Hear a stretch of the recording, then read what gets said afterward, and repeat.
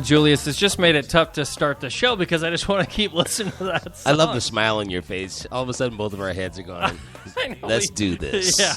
We go from talking about the world's problems to just being all light. Just smiling right away. You can't make it up.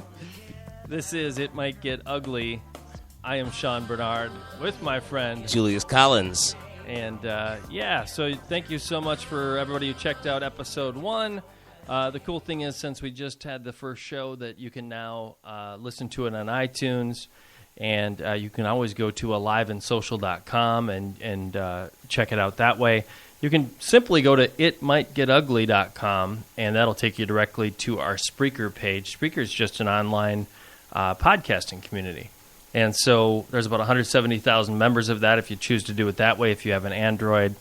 Listen to it however you can and share it. The way we grow this show is by you listening to it and sharing it. And feel free to give us feedback. You can tweet us at IMGU Show on Twitter. We have a Facebook page as well. You check out It Might Get Ugly. It's got a mirror with It Might Get Ugly on that. Part of the reason why we did the mirror is that we're taking a look at ourselves.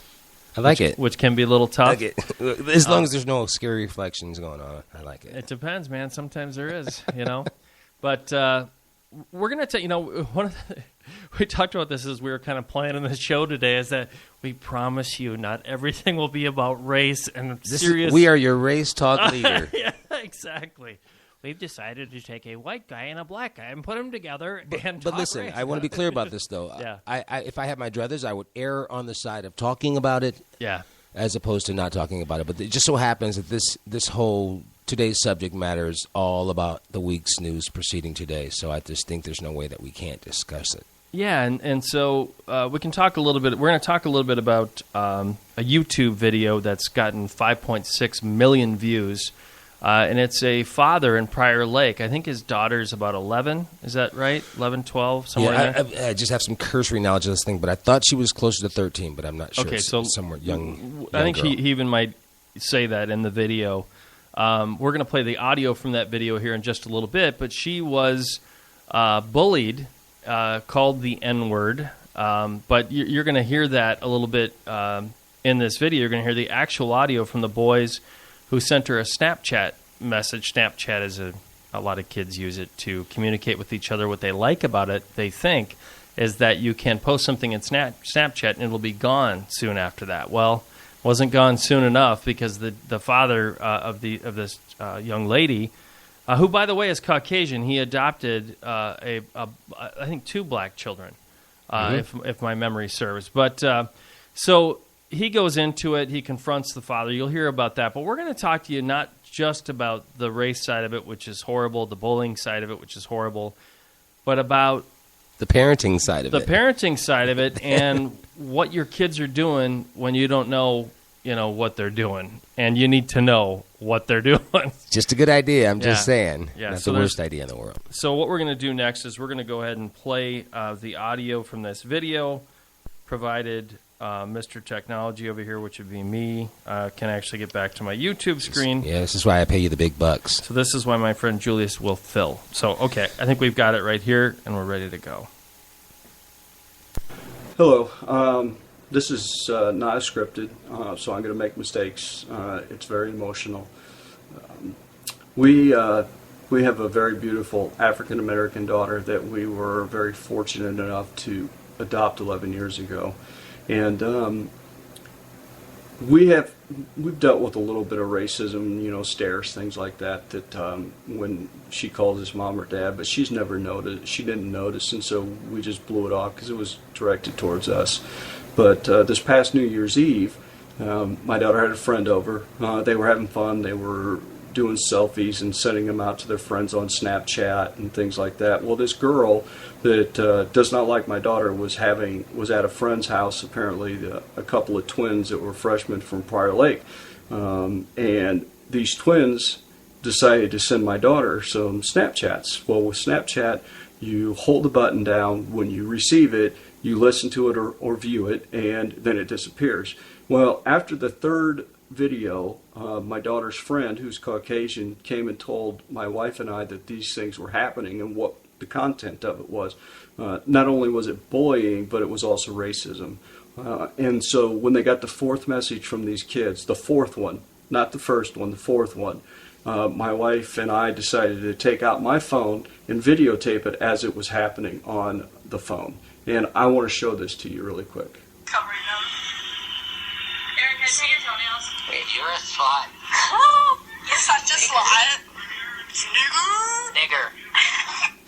You's a fat ass bitch. Yes, you are. So I apologize. You probably couldn't see it very well, but as you can imagine, my wife and I were extremely shocked. I found out who these kids were. I attempted to call the twins' parents, left multiple messages, never got anything back. Went to their house numerous times. Nobody would ever answer the phone, or I'm sorry, answer the door. And so I reached out to the police because a week and a half ago, some of our very good friends, their son committed suicide at the age of 13 because of bullying. And at that point, it just dawned on me, I can't have this hanging over us and my daughter thinking the worst and something could happen. So I went to the police, told the police what happened, gave them the video. They went to the school, talked to the police that are stationed at the school, brought the kids in, talked to the parents, asked if it was okay if I called the parents. I got the cell phone of the father. And when I got the cell phone of the father, I finally got a hold of this individual. I'm not going to call him a gentleman because he's far from it. And I talked to him, and he told me he didn't understand what was wrong with the video because, one, their kids didn't even know my daughter. And I was like, well, that makes it even double bad. You don't even know my daughter. He told me I was crazy, that he... that's what he did when he was a kid, and that him and his family make jokes at the house using this word all the time. So what was the big deal? Said a few things to him that I can't repeat over this video. Then hung up on him because I couldn't take it anymore. And so I promptly get this email, or I'm sorry, text, or geez, sorry, I'm upset. This voicemail back from him, and this is what it said. Yeah, Brad. Times have turned, huh? I guess you're a nigger lover. Call me back. So I received that voicemail. Doing what I'm doing now, I can't believe that there's even frickin' individuals like this alive, but there are. And so I called him back and I said, well, yeah, that's a correct statement. I am an lover because I have a beautiful African-American daughter who I love more than life itself and would do anything for her. And said a few more choice words to him and hung up on him again. He called back numerous times. He left one other voice message. Let you hear this one. Hey, Brad, you're a fag. Grow up. Touch base with your kids. And, you're a loser. So, I and during our conversations, I said, well, I'm going to post this on social media. He goes, I don't care. I said, so you and your kids own this? Oh, yeah. Yep, no problem. It's like, okay. So I'm posting it. I said, I'm going to tell him your name. He goes, I don't care. So his name is Darren. It's either D-A or D-E-R-O-N. Last name is Perot, P-U-R-O. And we live in Prior Lake, Minnesota. And so I just want him to own it. And his twins that go to high school as a freshman, they can own it too. Thank you. I just had to get this off my chest. I just don't know what to do. Other than I love my daughter and I don't want her to end up committing suicide because of frickin' morons like this goddamn asshole. Sorry. Thanks. Bye. That was electrifying. I know it is. On so many levels, boys. There's a lot there to chew on. Where do we start? Well, I mean, we can start anywhere, but I think, part of it is, these boys are freshmen in high school. That's my understanding. They're freshmen in high school, the twins that... They sound adorable. I like your pause. You're like, is this guy drunk? Well, there's part of me that's like, they had to. What kind of parents do they have? Well, you saw an example of what kind of parent they have. And listen, it should be no surprise when you hear the response. First, when you see the lack of response from the parents. And I say parents because presumably there are two. Yeah. Was there no mother on the scene at the time of this whole dealio? Apparently not, and they've been Were going they separated? back and forth. No, they're separated now, from what I understand. But they weren't separated at the time. No. So No. forgive my ignorance on the whole thing here. So I'm just trying to understand it. But the bottom line is they were non-responsive when the guy's trying to get a better understanding. And frankly, as a parent, let me just say, I fully endorse going straight to the parent. If you feel like you're like circumventing the power of the kid, or you're like somehow like intruding on their life, I understand the theory of that, but I think the fallout, by not doing it, the fallout is far more dangerous.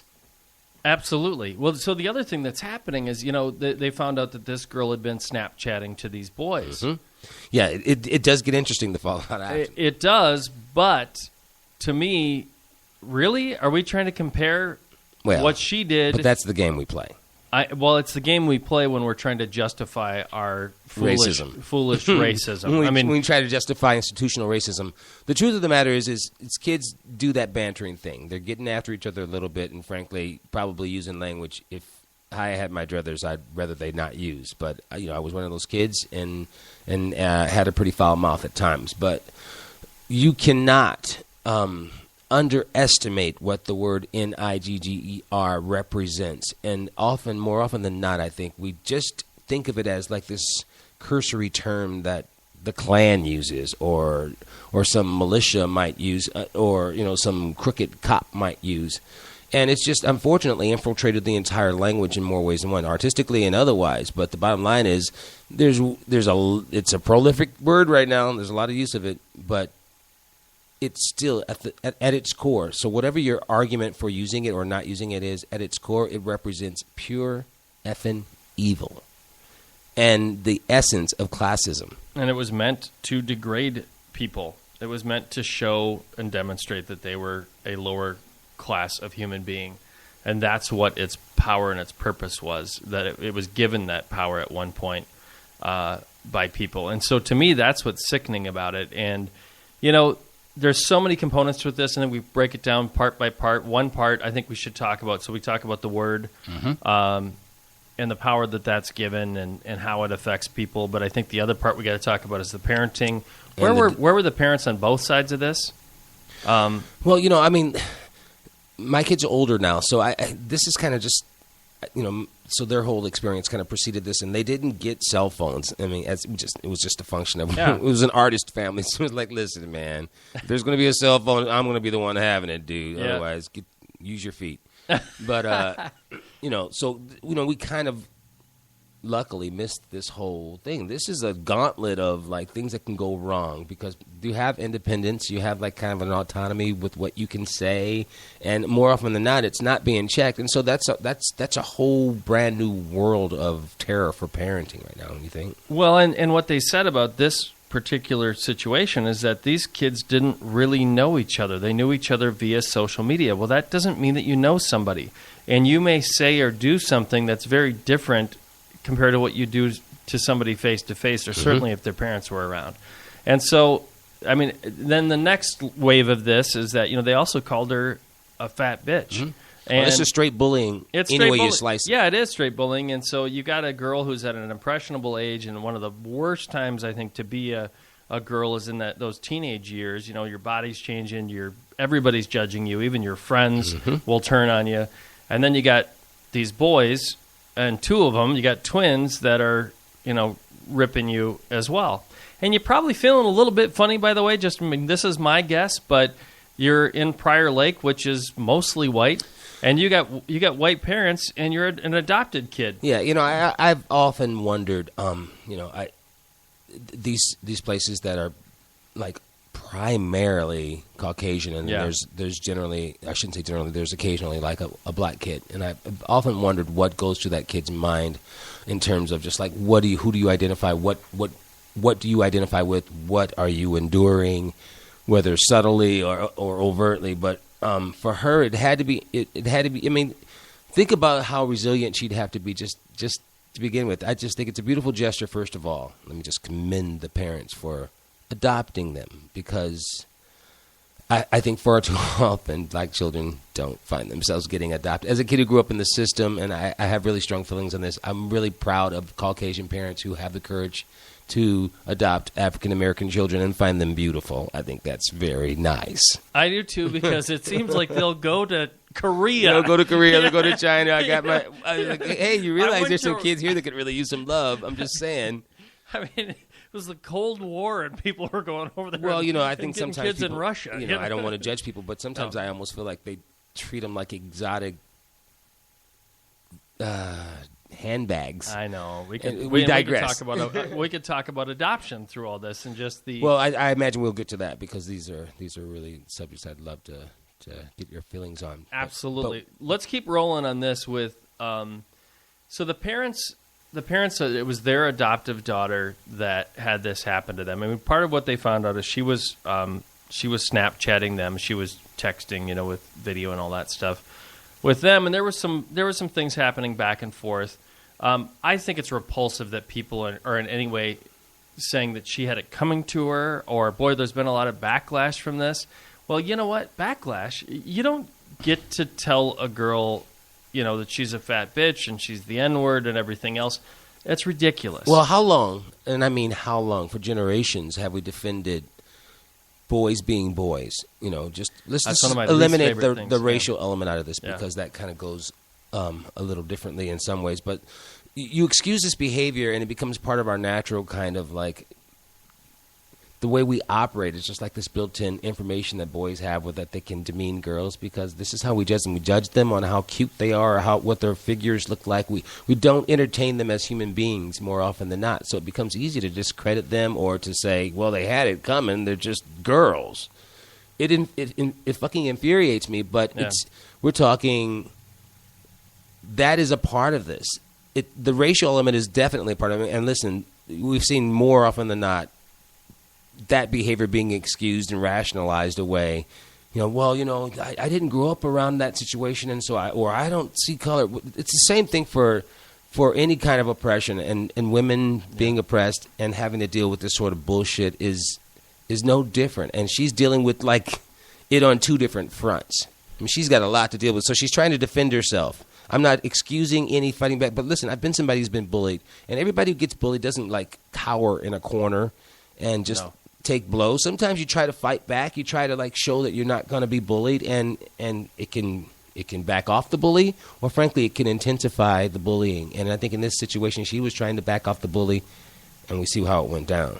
Well, the other side of the fallout with this is that it sounds like the family, the dad ended up going to rehab. There were some other issues. Why are you saying he sounded impaired on some level? I think so. Cause? Well, and the other thing, I hate to say this, but the other thing is that legally he might be going to rehab, so he can pin it on, that's just because I had a few too many drinks. Well, that's convenient, isn't it? Bigotry. That's what I mean. It's like, okay, so really? So you were always sober when you said the N-word around your boys, because they didn't learn it from you, right? Well, didn't he make some statement to the effect that they use the word around the house just jokingly? I always love that. We just use the word around the house jokingly.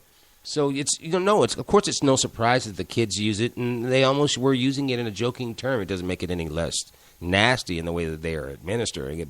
And it was also fun when we'd all be reading our fairy tales, and the fat-ass bitch was always a main character. That's the other thing. You're like, what is this? But seriously, man, one of my big problems with dudes in radio is they rate women. that game they play. Well, what are you? Is she a 10 or 7? What in the hell is that? And moreover than that, these dudes are losers, or they are just. But that it happens the other way too, my friend. My Talk 107 has a man wall, and they rate men all the time too. Not okay either. No, I imagine not. But that is I would dare say that's an exception to the rule of men thinking that they can just like rate women.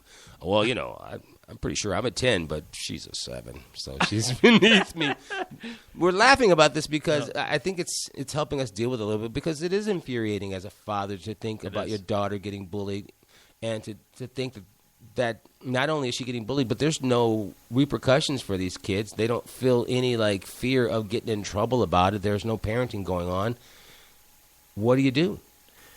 Well, that's the tough part. I mean, we were talking before the show today that, there's some things that are happening nowadays and laws are changing, and there's a lot of cyberbullying happening right now. And I was just mentioning to Julius that, a parent can go to jail now if your kid is sexting. The parent can actually be arrested. And I think what happened is that the criminal justice system was looking at this saying, what can we do? Because it's tough to arrest a 14-year-old or a 15-year-old or 16-year-old, but it's child pornography if that stuff's being passed around. I think the saddest part about it is that there's a lot of kids who are from 12 to 16, and their first sexual encounter is with a stranger or maybe somebody from school, and they're getting that first contact or first sexual impression from a frickin' photo.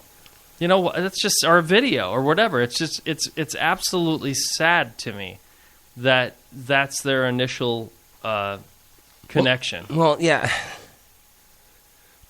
Information is so much more ready anymore available to you. Devices give you the opportunity to really shrink the world. You can really contact people in the blink of an eye. You can snap it. You can chat it. You can text it. You can tweet it. I don't know how you get your arms around this, except to say, as a parent, you should have some working knowledge of these things, for starters. And then you have to have a real understanding with your children. Listen, this is my job. My job is not just to protect you, but it's also to kind of give you information that would help you navigate your way through this nonsense, because apparently some of it's inevitable. But part of me likes the idea of saying, hey, parents, you might want to pay attention to your children and find some way to deal with this. Otherwise, you could be suffering the consequences of your children's actions. It'd be equivalent to them doing damage in court and you being sued for it. The other part of it makes me sad, because we actually have to assist parents in being parents on this whole thing. It's like, what the hell? We do. And so to me, that's just a foregone conclusion that has to happen. I will take it to the level that, sex ed is taught in a lot of schools nowadays, but the way they're teaching it is a little bit antiquated. The sex ed thing needs to happen with today's devices involved, and talk to kids about sexting by the time they're in about 7th grade. That's my opinion. I'm big. We talked to our kids relatively young just about sex in general. Sat them down, said, "Here's the deal. Here's what we believe in. Here's what we don't believe in." And, I just think it's a good idea to demystify the whole thing. That's it. That's it. So it's not so much. I mean, curiosity is a natural, component to being a young kid. But when you really don't, when people try to like tamp it down, I think they do more to kind of accelerate the curiosity of the kid. And if you just give the truth, give the results of what happens, and lay out the whole picture, and you'd be surprised how intelligent kids are. You'd be surprised what they can absorb. Well, they're not going to freak out the first time they see something. But so here's what blows me away, and there's so many things that just are so they're parallel to this. But you have parents that are like, "Oh, if there's any nudity in a show at all, we will keep our kids far away from that, because that's just against what we believe in." Yet they can see somebody blow somebody away, with a semi-automatic weapon and blood splurting all over the place and everything else. It's like, so you let them watch extreme violence, but seeing somebody naked on the screen is a huge deal? Well, people kind of play that game also. They decide what is, they conveniently can ignore one thing when it is very similar to the thing that they're, condemning. Well, my wife and I just had this, we had the talk with our kids at one point. We said, look, There's going to be a point where it's appropriate to watch PG-13 movies or R-rated movies, but we would defer to the fact that we feel more open to the idea of you seeing something that's sexual that's happening, as long as it's appropriate, versus something that's incredibly violent, And so that's, just to wrap this back into the thought with these parents is that, even the parents on the side of the kid who is bullied, I hope that they have learned that they need to check their kids' phones. And there's a huge debate with parents and kids right now that's not hitting the media a whole lot, but is that an invasion of their privacy, which I will tell you all day long, as long as I'm paying that bill. Hey, man, I live with the queen of the snoops, and this was before cell phones, but she just had a way of finding her way, looking through things. Sherry checks out stuff. I mean, I just think the more information you have, the better. And to kind of stick your head in the sand is probably not the way to go, because then you're going to be shocked, and then you're going to be feeling embarrassed about being shocked. But come on, man, just get involved. If it's in your house and you're paying the bills, it's not being intrusive. It's just doing your job. Yeah, and so your motivation with it to me is that, look, depending on how old your kids are, it's really about, I want you to discover some of these things in a more natural manner with somebody that you know and trust. And when you get to an age where you're responsible enough to be able to deal with it, it's coming from love, not from, ideally fear potentially, because there's kids that are Snapchatting and sexting and Skyping and doing everything else with people that they don't know. I mean, it's a freaky, crazy thing. And listen, I'm sure the kids are going to be reluctant to kind of go along with it. I just think dialogue... This is so tricky, because I really, as a kid, I certainly understand it. There are conversations, even before phones when I was a kid, that I would have not liked, for my, supervising, foster mother to be hearing. Yeah. But the truth is, so some of that stuff is raw. And as a parent, you just have to you have to build in the capacity for that, because that's not really what you're after. What you're after is the salacious stuff. So I just think, how do you do that? I'm not sure. I'm not sure how you would go about saying this, but I think it's, I don't know if the kid, starts covering up their action or what, but I just think it's good to know, hey, I'm watching, I'm paying attention. I just think that's a good it's element important to have in a relationship with a parent and a child. That's one of the things I've said about parenting is that, I said this on the first show, I'm going to have to say it again, but the opposite of love is not hate, it's indifferent. And if you're indifferent as a parent, because you think it's freedom, it's over. It's over. You cannot be indifferent about your kid and what they're doing, to escape their life, to do whatever they do, because there are real situations where kids are killing themselves because, a picture of them just floated around the school. But so back in solution mode, which is what I always want us to do with this show, I would have, assemblies maybe a couple times a year and get some experts in there, get somebody from the police force potentially, maybe a medical professional, and give some real-world examples of what's happened, maybe some real news stories of what's happened. I mean, the question is, does that land? Does that land with kids? I mean, I remember going into General Assembly and thinking this would be a good time for a nap. That's because that's when you and I had the video, and it sounded like this. Your body. There was that. And then they'd beep forward and. What? Huh? Yeah, I'm up. I come to them. No, I think it's. But I do think it's a good idea. I think the message is good. I'm hoping the more of that message, the more we'll find ways, surface area, to kind of like suss this out and get. Because I think this is a horrible example of how kids whose behavior go unchecked, at least initially, can really do some major damage, and then we're doing cleanup mode after the fact. So let's, we got about a minute left on this topic, and then we're going to go into our next wave here. But so what sticks with me are a couple of things. The children that were the bullies, what happens to them going forward? Do they learn a lesson? Do they improve their behavior? What's their home life like anyway? Yes, they were bullies, but it also sounds like they were, in a house with an addict. So that's what I mean. There's layers to that thing for those kids. Listen, those kids are victims in some ways also, because their behavior is obviously is a manifestation of their environment. So they're just using it and not really. They clearly don't care much about people, because it doesn't seem like there's some good parenting going on because they don't sound like nice kids, but I still think they're kids and they can be redeemed. I just think they have a chance. I hope that the father gets help. Me too. Things can be illuminated to kids to where they really they are still, they're still malleable. Things can happen. They can change. They have the ability to change. Heck, adults have the ability to change. They're just so reluctant to do it. Absolutely. And then the other side of it is, so they moved away. That's the story, is that the mom moved away, the dad's doing rehab, they're no longer going to be at that school. But this young 13-year-old African-American black girl is still going to the same school. So there's fallout. There's fallout. Because the twin boys, I grew up with twin boys. It's actually their birthday today. It's their 44th birthday today. Keith and Kevin Glennon. Happy birthday, by the way. But the Glennon boys. The Glennon boys. But they were fiercely popular, and they were, a couple of shady characters. No, they weren't that bad. But people tend to gravitate toward twins.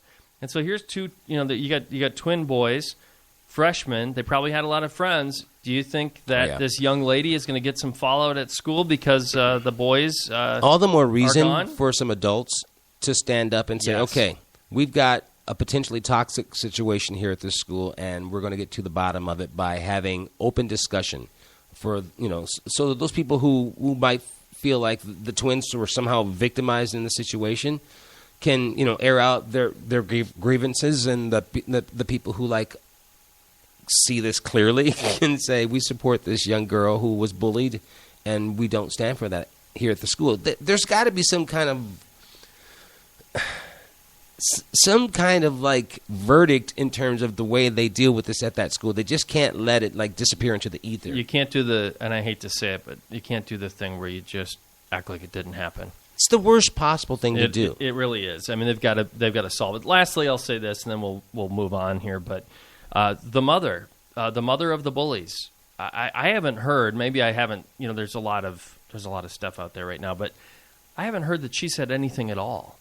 And to me, there's a problem with that too, because by saying nothing at all, you tend to think that maybe she was okay with what happened. Now she did leave. Well, she left him, so I don't know if she left him, as a function of being embarrassed by the whole deal.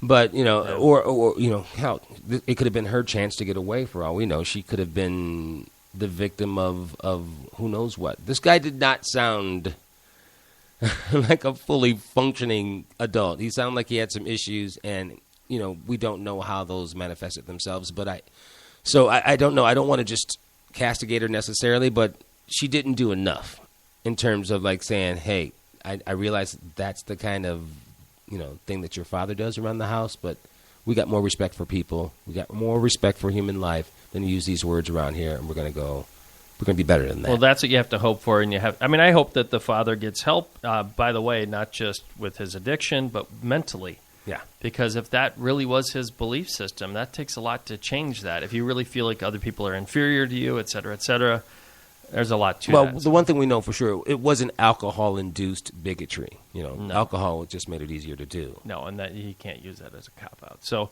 this is the Alive and Social Network. My name is Sean Bernard, along with Julius Collins, and it might get ugly. It might.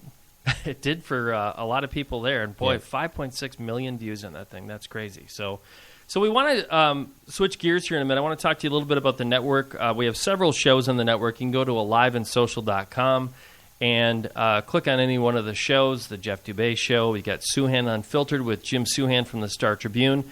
He also does a show with Mike Russo, who's really the NHL specialist. We have Rusty Gatenby, the Rusty Gatenby Review. Rusty was on Channel 5 in Minneapolis, St. Paul, which is Hubbard Broadcasting, KSTP. He does a show once a week with his beautiful bride. They just got married, by the way. Congratulations. Jennifer Bach. She is beautiful. She's funny as hell, and she's really smart. And I don't know how in the world Rusty... No, he gets You're that... scoring big points with all your old friends. He gets that too many times, and Rusty is one of the nicest people I've ever met, and I understand why they have coupled. They were married by Elvis, though, so That's, I don't know. I don't know about that one. When E gets involved, stuff happens. Yeah, exactly. I don't know if that's my scene, but it works for them, it sounds like. So we have Minnesota Pubcast, which is a great show with people that are younger than you and I. What are you trying to say? I'm just saying that they're out doing the pub life, and that way bye-bye to me a while ago. Not saying I don't go out from time to time. Pub life. I like it. Yeah, it's a pretty cool thing, and they go from place to place, and they talk about beer and life and all that stuff. It's a pretty sweet show. Just started a show recently called the Great Northern Sex Cast, and that is with my friend Colleen Bertino. She's the owner of Fantasy. Why are you Guest. smiling at me every time you Because I'm announce just telling that you, one? man. I'm telling you. Your eyes immediately It's start to fantasy. smile like I'm going to say something. Well, because I will tell you, my friend, that I didn't think I was really much of a prude, but I sat in on one of the shows, and I was like, oh, my Lord. I didn't even know some of that was possible, but I've been with the same woman for almost 21 Sean. years. So Well, they're listen, this podcasting, man. There's full frontal disclosure. Oh, it's hilarious. They were talking about these sparkly objects Oh, boy. the other day, and why they would need to sparkle. That's what it was just like, what? What are you talking about? But very, very fun show. Great Northern Sex Cast. You can get that now on iTunes. You can get our show now on iTunes. And beyond that, we do some music shows, and I want to talk. That'll transition nicely into what we're going to do next. But I want to talk to Julius, and Julius is the lead singer for the fantastic band Greasy Meal. And he's also rejoined Dr. Mambo's Combo I have, yeah. On Sunday and Monday nights. That's And nice you're on the second belting out night. But we're going to talk about the music scene in general, not just in the Twin Cities, but what's happening in the music industry. I think a lot of us fans of music know that it's been turned all around and upside down, and I want to get your feedback, your input about the industry, what's happening, and we'll talk a little bit about what we're trying to do with this network and how we might be able to help out some local, regional, and national acts. Well, listen, whenever anyone asks me about the business, I like to respectfully say I'm no longer really in the business in that way. It's a very tricky. It's the gauntlet of trying to navigate your way into success. I wish anyone who does it the best of luck. It's just when you do that, you have to understand, just as a rule, that the people who are making these decisions are making economic decisions that also affect them. So it's less sometimes about the art and more about safety for some of these people. And so what suffers is art. And that was the thing that initially turned me off about the business. But having said that, I think there are more mechanisms now to help people get there because it's become trickier to make a living, doing it on a broad scale. And the perception from an outsider, I mean, I'm an outsider because I'm not in a band, but I love music and I love live music. I listen to music all the time, but the perception from my side of the table is that you really have to tour. The only way you're going to make money now is touring because everybody gets their music for free. Yeah, you're not making money selling records or discs or downloads. That's where historically that's where you've made your money. And unless you're a songwriter, and then you get the songwriter royalties. Yeah. So yeah, it becomes one of those deals where you have to nut up and get out there on the road and take your lumps, and that's not easy work. No, and so because the money isn't there from people buying whole albums, which is, by the way, when you and I started out, that's what we did. We bought the whole album or the whole tape. Because we're all about the musical experience, the comprehensive experience. Remember? Yeah. Well, I mean, so we're going to have to delve into this a little bit, but when I was 8 years old, my father found out, just kind of said, you love music, don't you? I'm like, yeah, I love music. And he said, well, your uncle gave us the entire Beatles, collection. Wow. And here's what I want you to do. I want you to listen to every one of these albums with headphones on. And I want you to listen to every instrument that's played. And I did that at 8. Now, my father and I had a very tough relationship, goods and bads, like anything else. But one of the greatest gifts he gave to me was that experience, that he recognized that I had a passion for music. And I was just blown away. And I kind of, I started doing that with other bands and, the different kinds of music that my parents were into. But I fell in love with music. And so, I just wanted to wrap this into what we just said about listening to whole albums or that sort of thing, is that there was a way that the album was put out. the vibe that they wanted to get you. Well, that's hook just you it. in I mean, with the first song. It was a work. It was a bulk work, obviously, but it was designed to kind of take you on a ride, or at least in my mind, I always viewed it as an experience. It was just like part of the movie, a different scene, but not necessarily. Some people would take a different approach. I am no expert on the way people put together their albums or discs or anything like that, but for the most part, I think in the old days with albums, including the artwork, it was all about trying to kind of convey a sort of energy, take you to a certain experience. Yeah. And I mean, and so if you're listening to that thing, not only is it educational, but it's an experience. You get you go for the full ride. There's kind of an arc to it, and you kind of get a sense of who the artist is and what they're trying to kind of convey to you. Well, and nowadays, I mean, my perception is again that the A&R man or woman, is really just trying to find that one single. And back then it was like you kind of got your A's, your B's, and your C's. Well, I personally have fallen in love over the years with songs that probably are not as mainstream, but they just grab me. They grab a hold of me, and that was the one that I would skip ahead, or make sure I listened through the album to hear that song. And I love the way that thing, moved me or grabbed me. You don't want somebody deciding for you what you liked. That's what I mean. You mean. had the opportunity to kind of, find whatever surface area brought you closer to that experience. I mean, that was part of the experience. I mean, finding your own way in and not being, And we could list a million songs that never would have been heard if they were put out the way they're put out today. I don't mean to come off as a crotchety old man when it comes to I am totally sounding modern like that right music. now. I know it, because I've been a crotchety old man since I was 9. But what I would like is, for people to drill down more. I'd like for people to have more of a real experience and less of a kind of a topical kind of this is new. So it more often than not, it's just it's not new. It's just redone. So one of the things that I try to do, and I'll be the first to admit, I listen to Spotify. I pay the premium deal for that. But what I try to do is, if I really love an artist, I go download the album. I try to download the album, and I still download albums. I do download individual songs, I'll admit that, but I'll still download an album, especially if I really like an artist, because I feel like I need to support this artist. They need to be able to do this. So there's a chicken and egg thing that I think is happening, too, where because the funding isn't there, a lot of these bands are not able to get their music out. I mean, they really have to compromise on getting the music out to be able to afford it, to get it produced, to be able to do a full album versus a 3-song LP or whatever. It's got to be incredibly challenging. At least with the friends I know and have in the music industry right now, that they're just saying it's so hard to make $1. Well, I just think at least what we're going to attempt to do is going to be one of those things that will help kind of pave the way for people trying to do it on a grassroots level.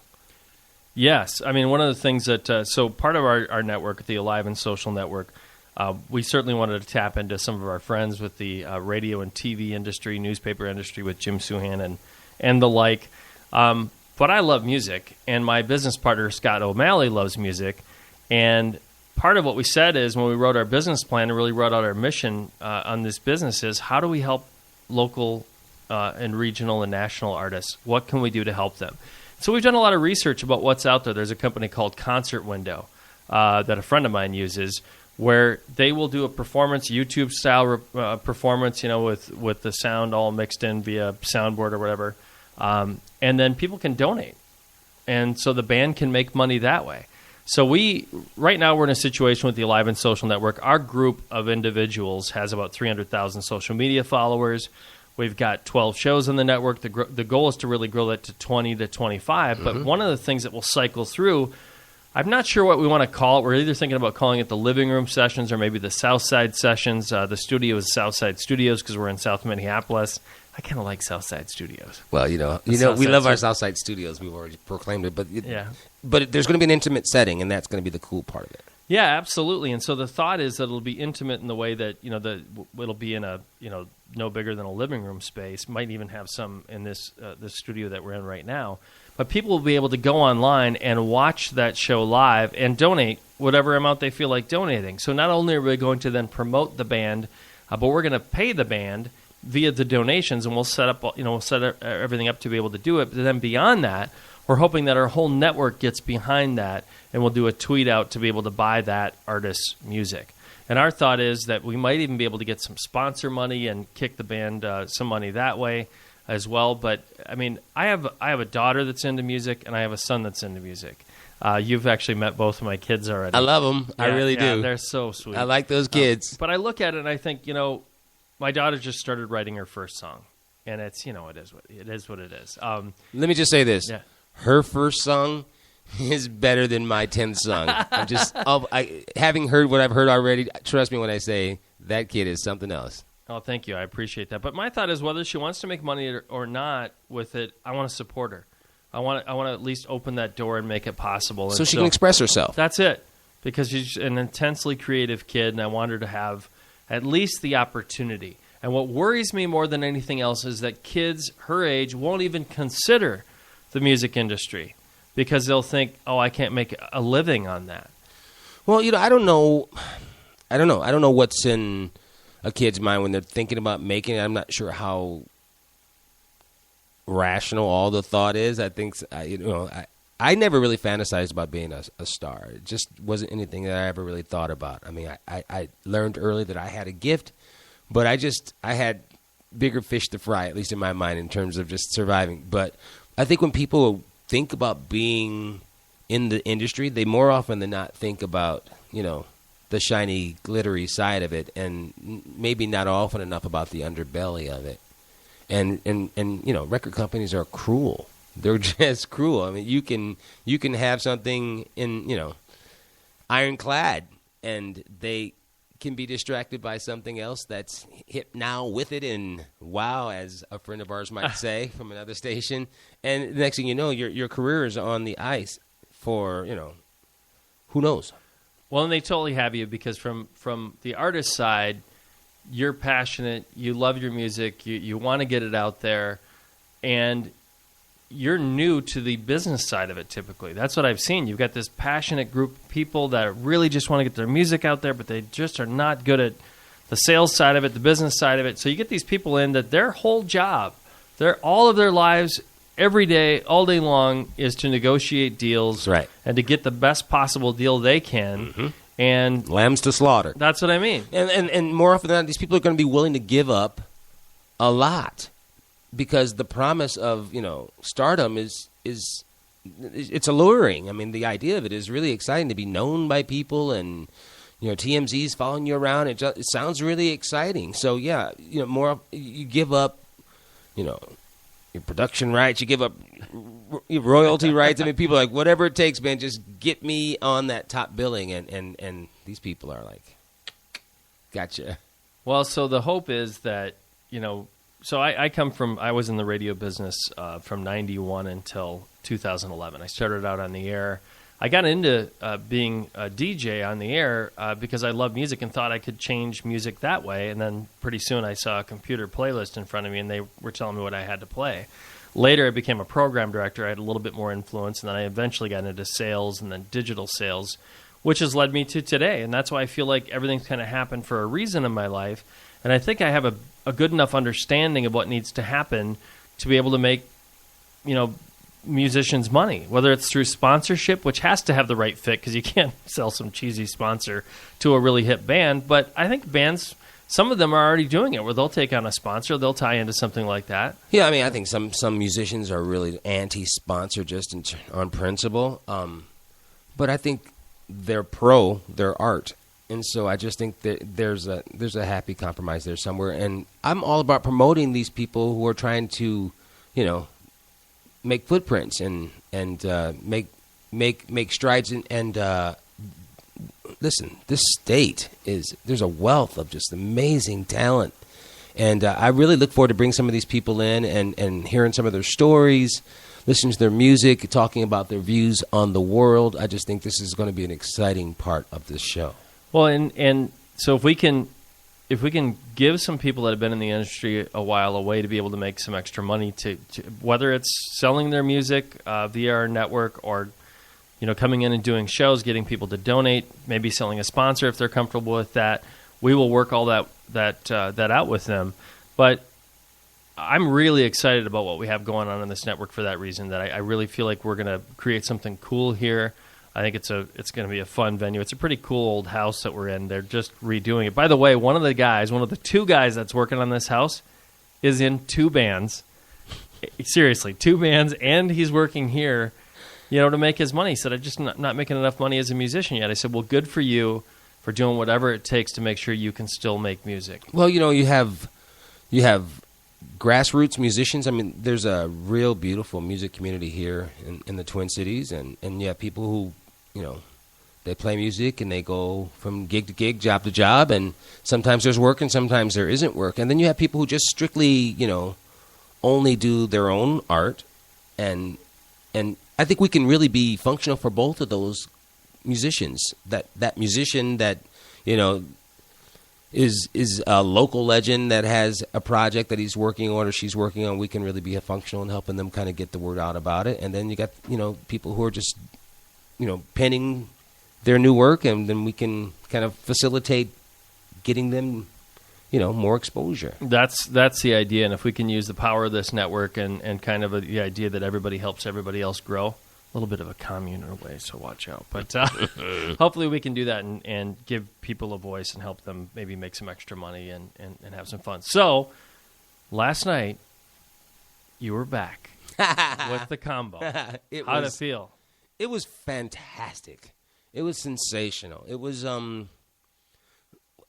like I said in the first show, when I first moved here, the first place that I went was Bunkers, and it was just an extraordinary vibe in that room. It really was. The musicians that collection of musicians just blew my mind, and I went away for a while, and the vibe changed a little bit. I'll just be honest. It wasn't anything that I thought was conducive to having musicians come in and marvel at the musicianship, and music lovers come in and feel comfortable. For me, it seemed like it morphed into something else. That's just my opinion.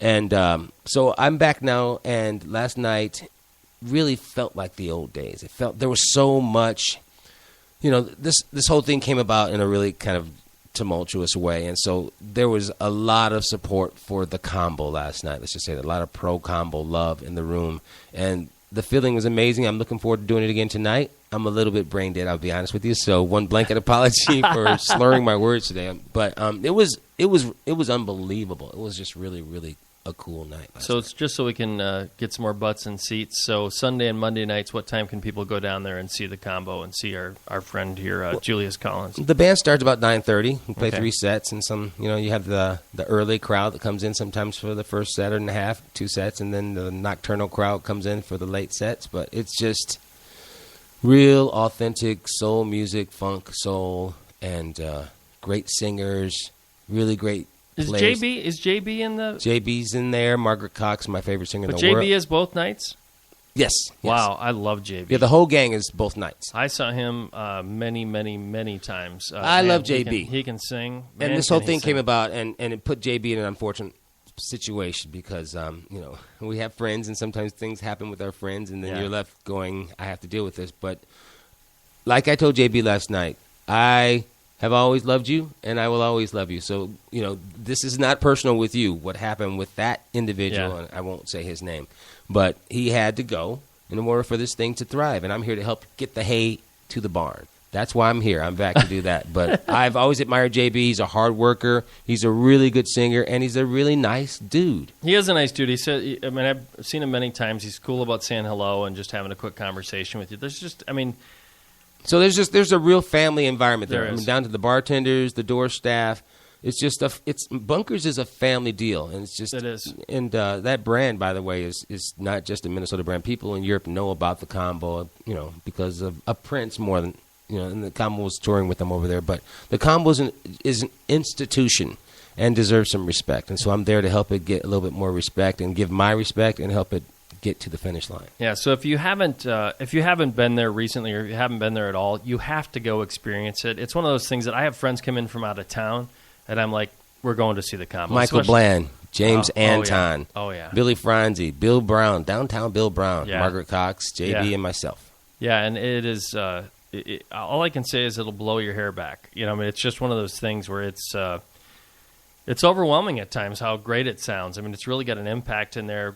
Great place. Usually the dance floor fills up and people get a little loose on the dance floor, right, which man. is nice. That happened. It's just great to go blow it out on a Sunday or Monday night. And there's some Minnesotans who hesitate a little bit on that. It's Sunday, Monday night. It's like, oh, no, it's a tradition. Yeah, I've had two bands now. When I was in the combo, they were, at the time, the first time around, they were Monday, Tuesday early on. And then when I went with Greasy Meal, we played on Sundays. But people go see music in this city, man, on all nights. I just think the people that are reluctant are just, I get it because I hate to leave home anymore anyway. But there's a thriving local music scene here in the Twin Cities, and we're so lucky to have it. The more I travel around, the more I realize how lucky we are in Minnesota to have what we have. It's just nothing like it. We absolutely are. I'll be heading down there to see you as well. I don't know about tonight, but probably next week for me after a long day. But this is It Might Get Ugly. And I'm along with Julius Collins. My name's Sean Bernard. And please, if you like the show, share it. If you don't like it, don't tell anybody. No, if you have opinions about who you'd like to hear as a guest, we're going to try to have some guests on relatively soon. We'll probably be doing some shows live soon. If you have topics, ideas, comments, questions, tweet us. That's probably the easiest way to do it at IMGU Show on Twitter. We're also on Facebook. And if you want to help the show grow, please share it. Share it on your social media. That's really the way that these things grow. So, again, for Julius Collins, I'm Sean Bernard, and it might get ugly.